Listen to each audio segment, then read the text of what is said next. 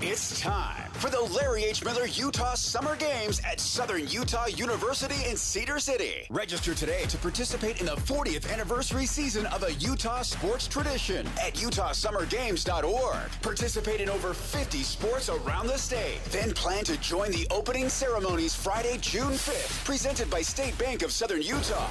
Register today to participate in the 40th anniversary season of the Larry H. Miller Utah Summer Games.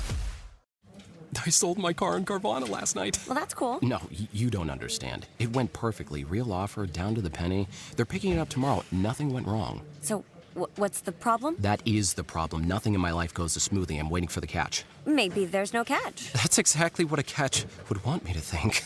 Wow, you need to relax. I need to knock on wood. Do we have wood? Is this table wood? I think it's laminate. Okay, yeah, that's good. That's close enough. Car selling without a catch. Sell your car today on Carvana. Pickup fees may apply. You're locked on to Scotty G and the coach, Tim LaCombe. Presented by Mountain Land Supply on 97.5, the KSL Sports Zone.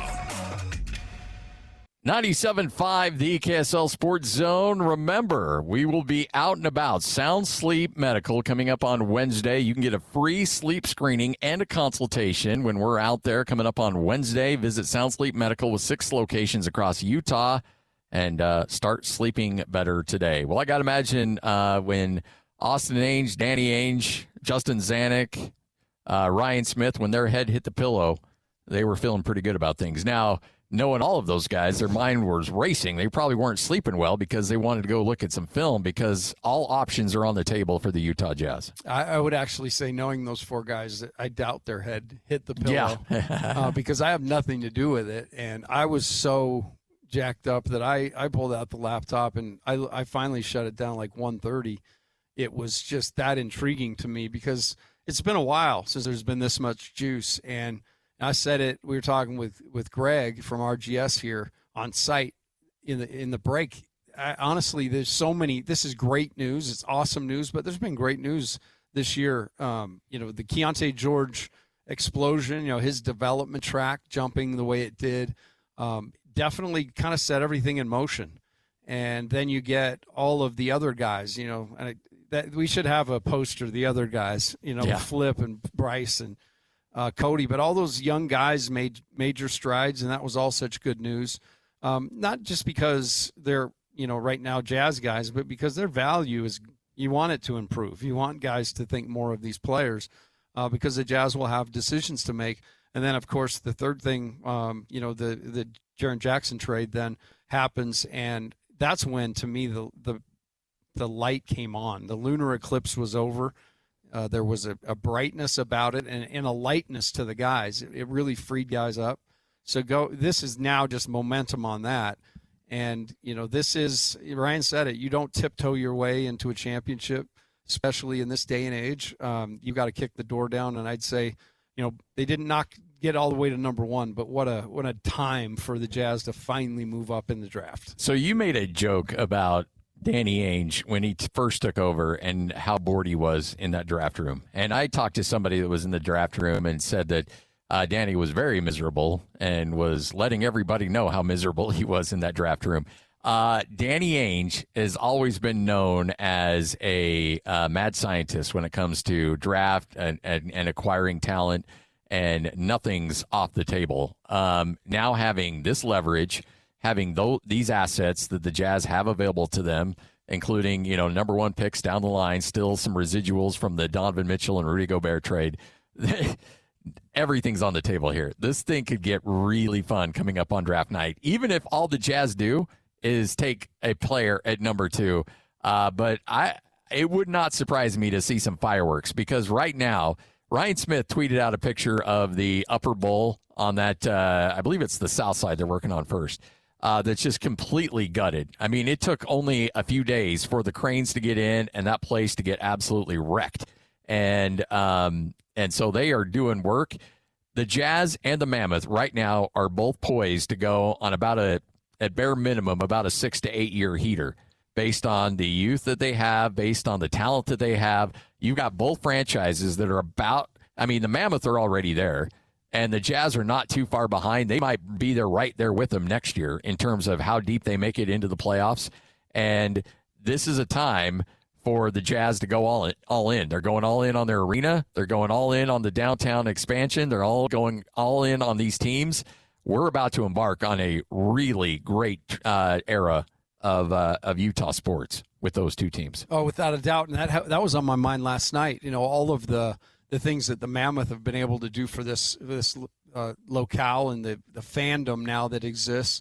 I'm with you. I think we are on the front end of just great stuff and chases for, I guess, in one respect, the cup, and the other one, the trophy. And I think it's just a testament to how much SEG's come in and really dug in and tried not to just kind of status quo, keep things status quo. They definitely have moved the envelope.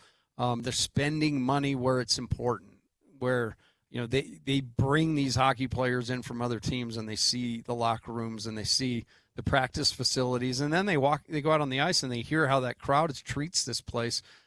This is all the things that Ryan envisioned, back in the day when he first bought the team. And this is, in my mind, just another step toward, and in my words, not his, winning a championship, bringing it back here. But I've felt all the way along this guy will get that done. So if you want to know how important, now when we were on the air and it was still the Friends era of the show, and the man, I'm getting nervous now. Those were tenuous moments in my life. And when we were looking at what was going to play out leading up to the lottery, we knew that there was going to be some important moments. What we didn't know at the time was how important a singular coin toss was. And the Jazz and the Clippers were tied for that 4 spot. And so the Jazz and the Clippers, there was a coin toss that took place, and the Jazz won that. Now, they still had the same odds going into the lottery, but one was slotted at 4 and the other was slotted at 5. Well, guess what, folks? The Jazz hit, and they go up to 2. Had the Jazz lost that coin flip, they'd be drafting at 7. Which is, we had to do it for the team. I had to be non-optimistic on Friday for the team. Yeah. That was why I did it. But it worked. Our strategy worked to perfection. And now Jazz fans, and I think Jazz fans were always on board. They saw what was going on. I think this year was a little bit harder than last year when the Jazz got burnt in the lottery and went from 1 to 5.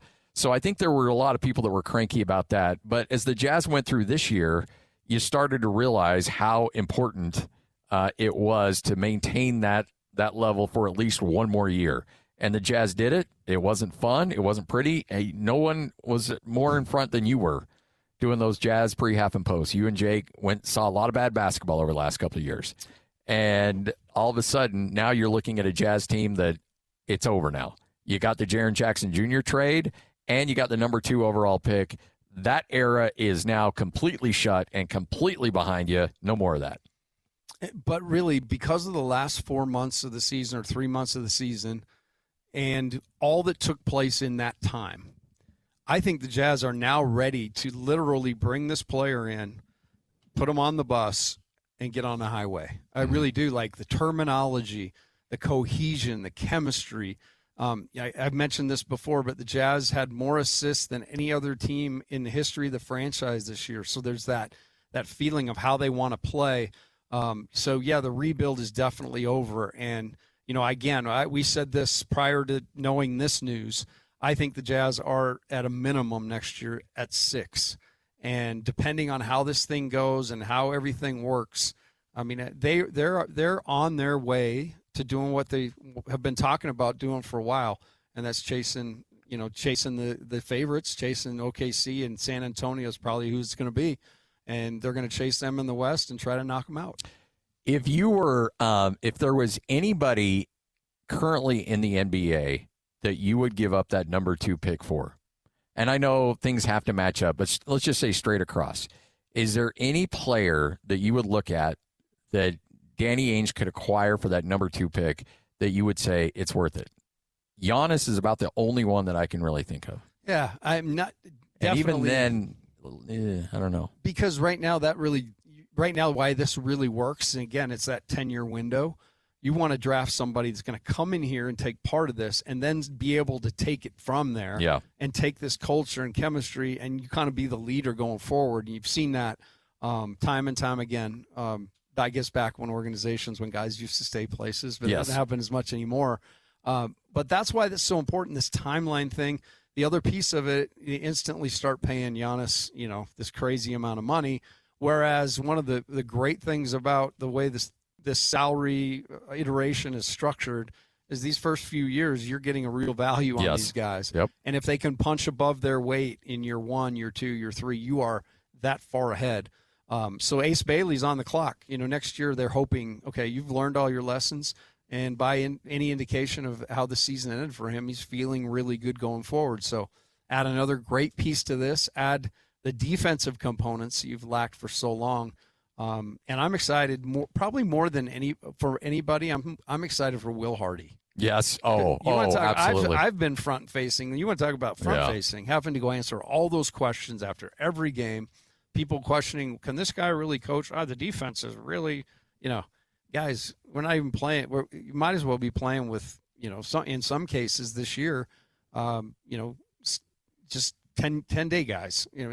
So he's taken every piece of this, put it together, and make an unbelievable unit out of it every time. So I'm excited to see him with a full bench of guys that he can put in the game to go out there and win. Yeah, I mean, this guy's been making a lot of money for guys like Bryce Sensabaugh and some of these other guys that have come in, developed, and then turned that into some money and some opportunities. So he's been Mr. Developer. Now it needs to be super win guy, because if I'm him and I'm like, this has been a long stretch. Whereas had I turned this job down, knowing what happened a few months later, I'd be the head coach of Boston, and I may have at least one championship, maybe 2 championships if I were the head coach of Boston.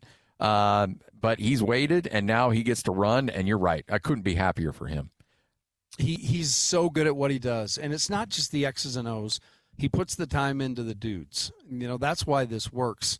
I heard Bear talking about it the other day in his press conference, but it's really the essence of what you've got to be.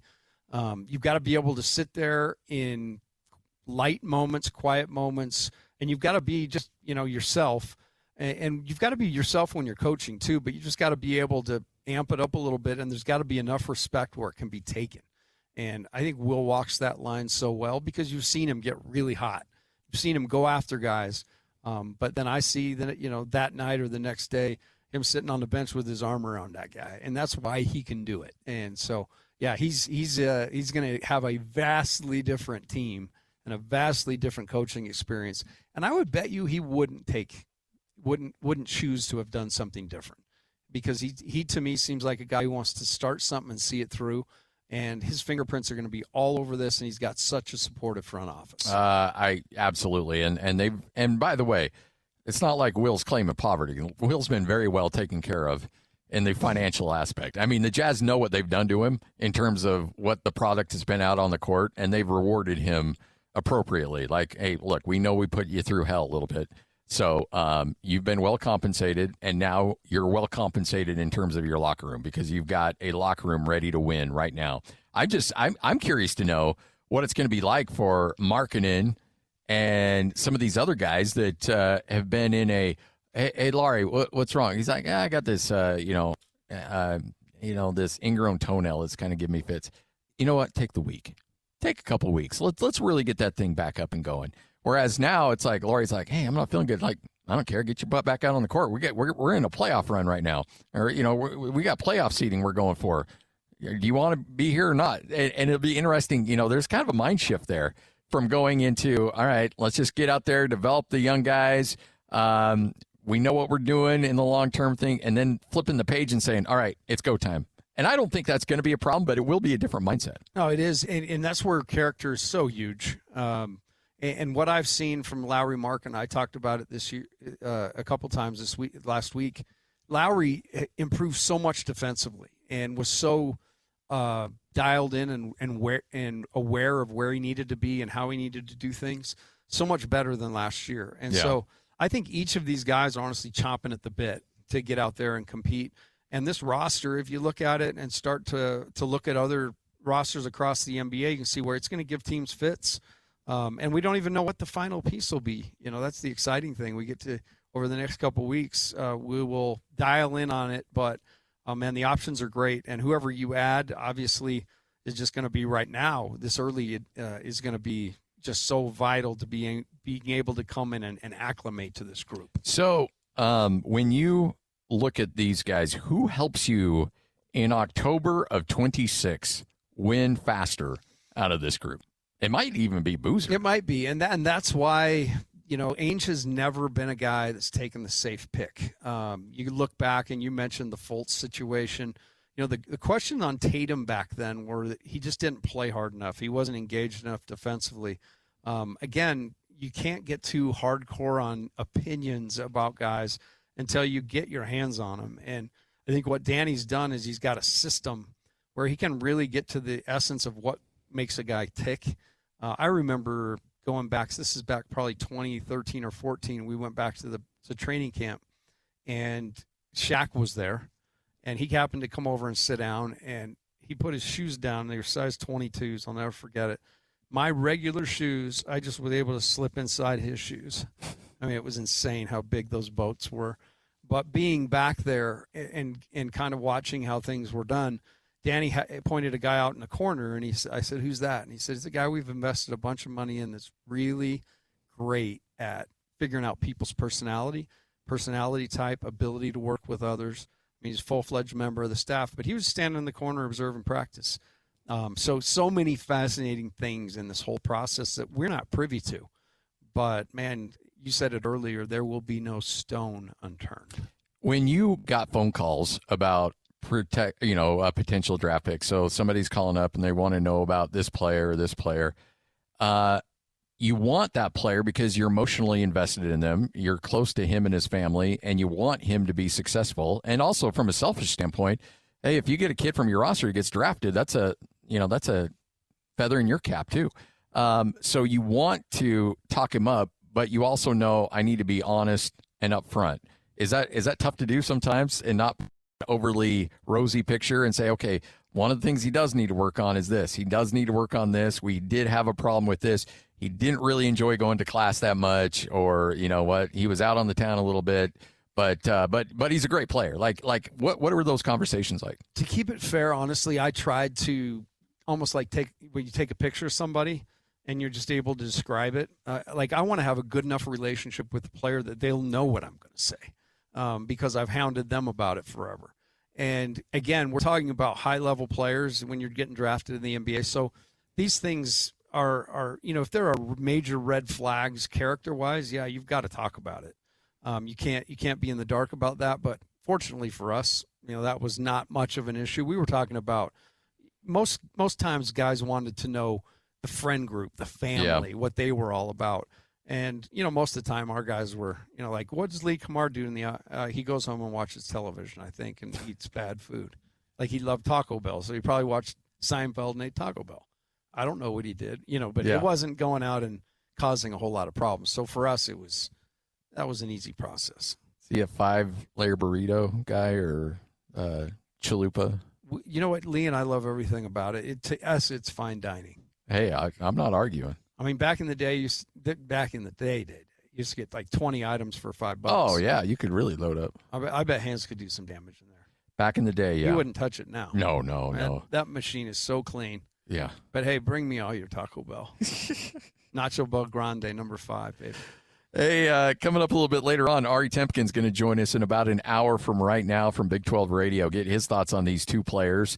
We'll even have the Kansas play-by-play voice, Brian Haney, coming on at 1:05 to talk specifically about Darren Peterson. What is real? What is maybe a little bit more of a narrative than is the actual real situation going on there in Kansas.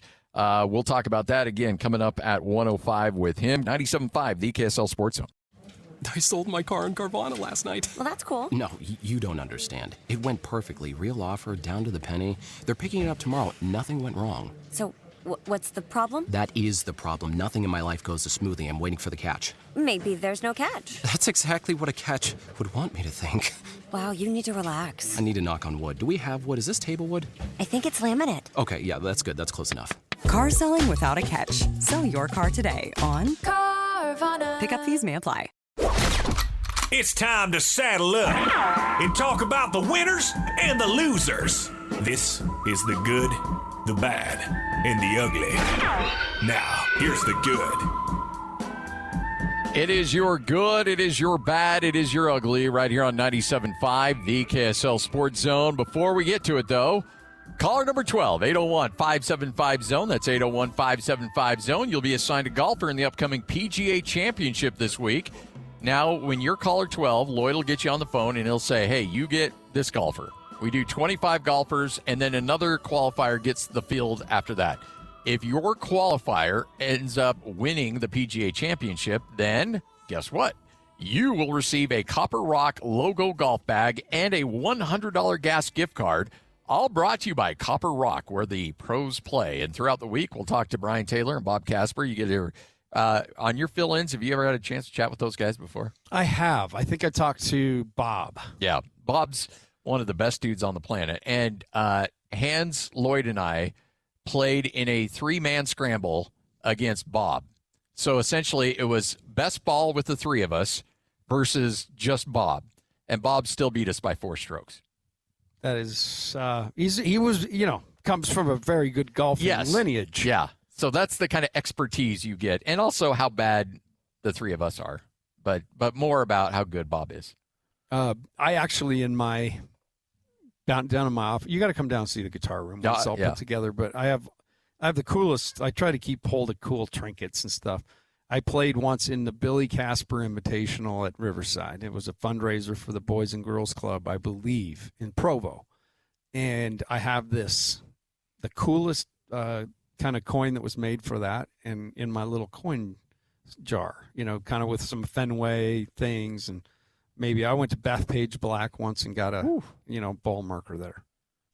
Did you play it? I didn't. I walked it. Okay. I went back there recruiting, and I just had about a 3-hour window where there were no games, and I was right there. So I went out and talked to one of the dudes. He's like, "Yeah, just you can walk out on the on the cart path, just don't get hit by a ball." If you do, it's your fault, not mine. Yeah. Sign this waiver. Sign this little paper here, and we'll let you walk. I said, do you have any bike helmets? I'll just walk through with a bike helmet, and then I'll become a target. See if somebody blinked me. All right. So let's get to it. The good. Well, look, let's be honest. There's really only one story that is certainly good here locally, and it was the Utah Jazz not drafting 5, not drafting 4, not drafting 3. Number 2.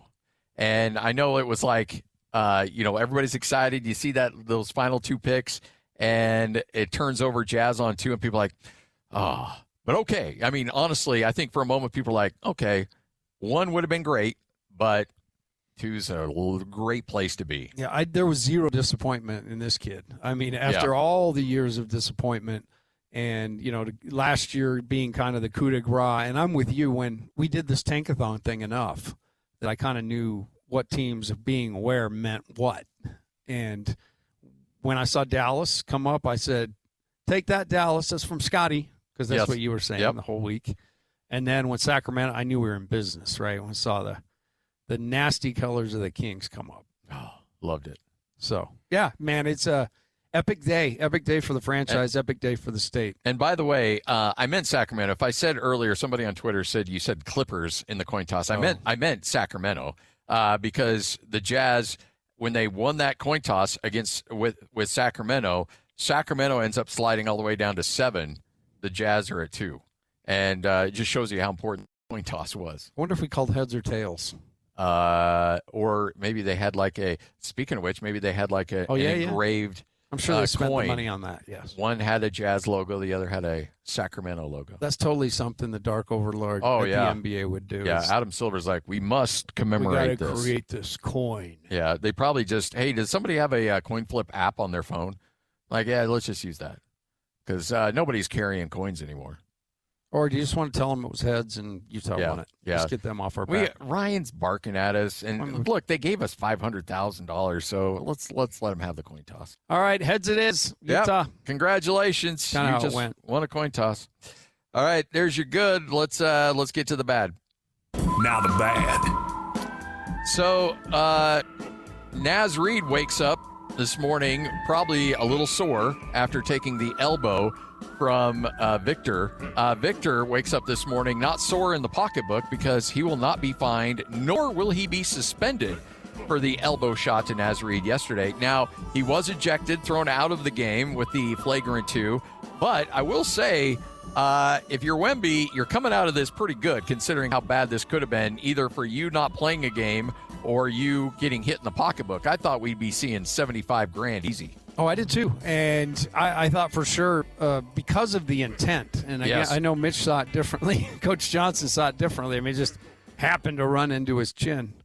But he sought it out. I'm shocked that he's not at least out a game. But, hey, man, he's the show. And he's coming off a game before at 39 points was just nearly unstoppable. And we said it last week. He is the new face.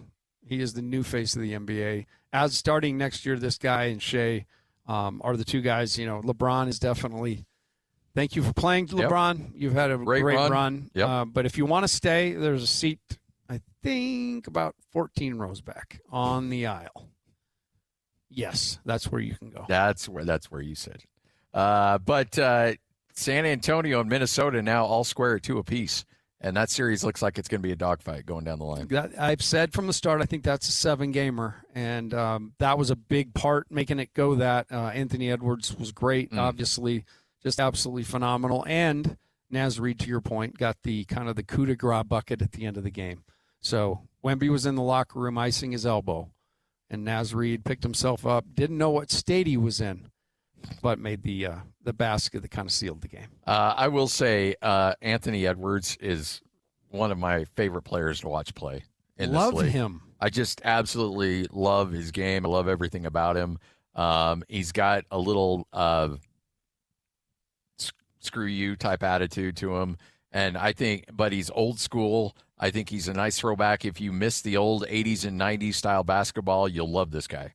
And, I mean, he's tough. He's hard-nosed. He's got a little attitude to him, a little bit of swagger. I mean, I think he's what's best in the NBA right now. And he's an Iron Man. Yes. I mean, he's playing more games every single season. You know, the only time he's missed really considerable games with injury. Definitely wants to be out there every night.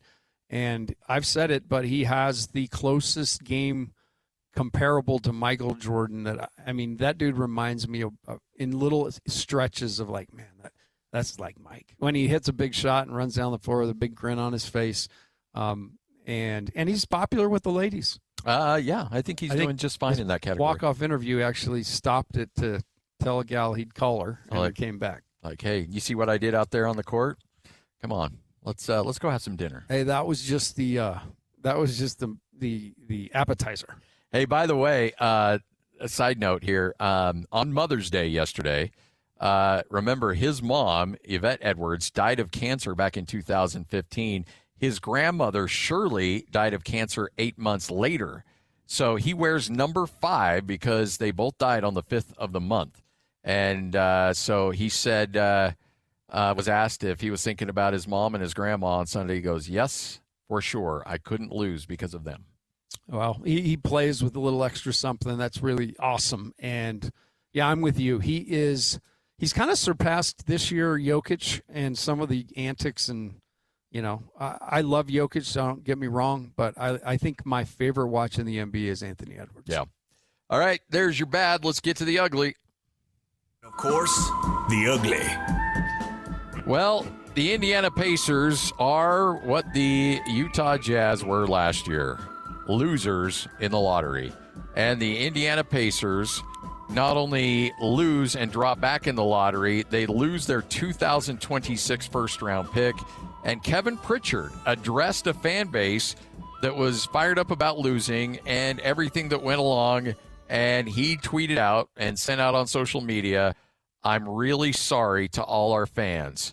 I own taking this risk. Surprised it came up 5th after this year. I thought we were due some luck. But please remember, this team deserved a starting center to compete with the best teams next year. We have always been resilient. Now, whether or not he's resilient in his job running the Pacers remains to be seen. But, yeah, I like the fact that he's just like, you know what? That's me. I did it. And I took the risk. If you want to be mad at somebody, be mad at me, but I'm the one that did that. So, Kevin, we break down for me, why you felt comfortable. I felt like, we'd be lucky. Yeah. And remember, that draft pick protected until 5, and because they fall to 5, it now goes to the Clippers, and that Zubac trade was at the midst of all of that. So the Clippers end up picking the 5th overall pick because of the Zubac trade. Unreal. Yeah, so you want to talk about really bad fortune for a franchise that's in a little bit of a pickle. Obviously, Halliburton's got to come off and get healthy again. But for a team that was just in the Eastern Conference Finals, now they're without a first-round pick. And I'm so glad that we're not talking about the Utah Jazz having lost a pick today. Oh, my gosh. And, in fact, I'm even more glad that they're talking about them having a top 2 pick. Yes. Now, remember, this is a Pacer team that was tanking so badly that the Jazz beat them by, 45 down the stretch of the season? Oh, just thumped them. And you thought the Jazz were playing a bunch of nobodies. You should go back and look at that Pacer lineup. I'm still trying to figure out who they were. I think they brought them in from another planet. These dudes are from the planet blah, blah, and they can really not play basketball. Yeah, I mean, you throw them out in an NCAA tournament game, and who knows what's going to happen. Probably about a 12 seed going in. Yeah, no, right? They had a 52% chance of landing in the top 4, and certainly that did not bode well for them. They had a 14% chance, the same odds as the Wizards of getting the number 1 pick, but sadly they fall back, and that pick will now go to the Clippers. All right, 97.5, the KSL Sports Zone. Ben Anderson's going to join us coming up at 12:05. We'll break things down with him in terms of the Jazz, what they may be looking for. And if you've been following Ben on Twitter, Ben's been all on the, I don't want to say on the Boozer bandwagon, but is very quick to say do not dismiss him as a potential draft pick for the Utah Jazz. We'll get his thoughts on that coming up next. 97.5, the KSL Sports Zone. I sold my car in Carvana last night. Well, that's cool. No, you don't understand. It went perfectly. Real offer, down to the penny. They're picking it up tomorrow. Nothing went wrong. So, what's the problem? That is the problem. Nothing in my life goes as smoothly. I'm waiting for the catch. Maybe there's no catch. That's exactly what a catch would want me to think. Wow, you need to relax. I need to knock on wood. Do we have wood? Is this table wood? I think it's laminate. Okay, yeah, that's good. That's close enough. Car selling without a catch. Sell your car today on Carvana. Pickup fees may apply. The best sports radio in Utah is right here, right here. This is Scotty G and the coach, Tim LaCombe, on 97.5, the KSL Sports Zone. Ben Anderson's going to join us coming up in about 10 minutes right here on 97.5, the KSL Sports Zone. Hopefully you took care of your moms yesterday. You got a lot of them in your life. I think you did a great job by just anchoring down with the grandkids. I did. I anchored down very well. I did come on the air for a minute and speak to Ben Anderson. Yeah. And it was awesome. So, yeah, we talked about it. I had the whole family, even the little babies, crowded around the TV when the thing came down. So, good weekend. It was a great weekend. The Jazz get the number 2 overall selection, and now it's just a matter of waiting and seeing what Danny Ainge and Austin Ainge and Justin Zanuck, Ryan Smith, and the crew have. But Keontae George, I thought his comments afterwards were really good, where he said, look, this guy, whoever this guy is going to come in is going to be very talented. But essentially, and I'm paraphrasing a little bit, he says, they're going to need to learn our culture and how we do things because we're ready to win right now. He's ready to put the guy on notice. You're going to come in and you're going to have a lot of accolades. You're going to be very talented. Everyone's going to be talking about how great you are. But day one, you better be ready to get to work because we're not ready. We're not here to mess around anymore. And having done it, in terms of trying to build a team, instill culture, with all the distraction and everything else that's going on, that's what's probably most impressive to me about the last 4 years and why Will Hardy was so important. Because, everybody's like, how do you build culture when you're losing all these games? It had nothing to do with wins and losses. The culture piece was being, honed inside the walls for 4 years to the point where now Keontae's talking about an existing culture. So I think that's phenomenal. And I agree with Keontae. They are ready to win right now. and really this is going to be huge and is going to be exciting. But this team next year, I said it already, without this pick, I think it's a playoff team. Yep. I think even more than ever, I think somebody needs to get in Kevin Love's ear and say, hey, one more year. Yeah, I think you might be just what we need. Just hang out in this locker room for one more year. And hold this big spoon. Yes. Because you're going to be the mixer. You're going to be the dude that's getting everybody together.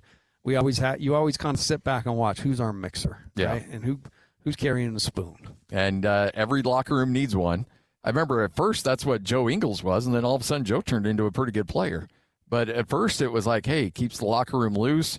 Quinn's a sociopath, and so you need somebody to try to balance that out a little bit, keep things light.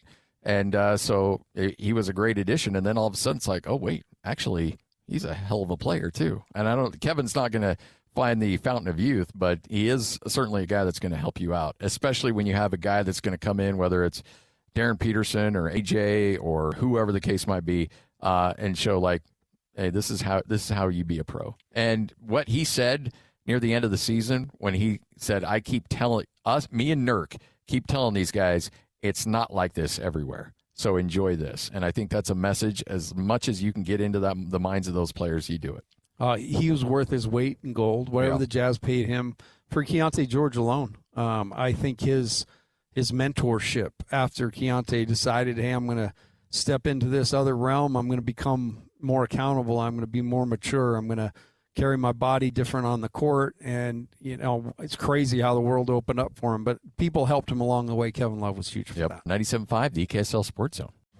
I sold my car in Carvana last night. Well, that's cool. No, you don't understand. It went perfectly. Real offer, down to the penny. They're picking it up tomorrow. Nothing went wrong. So, what's the problem? That is the problem. Nothing in my life goes as smoothly. I'm waiting for the catch. Maybe there's no catch. That's exactly what a catch would want me to think. Wow, you need to relax. I need to knock on wood. Do we have wood? Is this table wood? I think it's laminate. Okay, yeah, that's good. That's close enough. Car selling without a catch. Sell your car today on Carvana. Pickup fees may apply.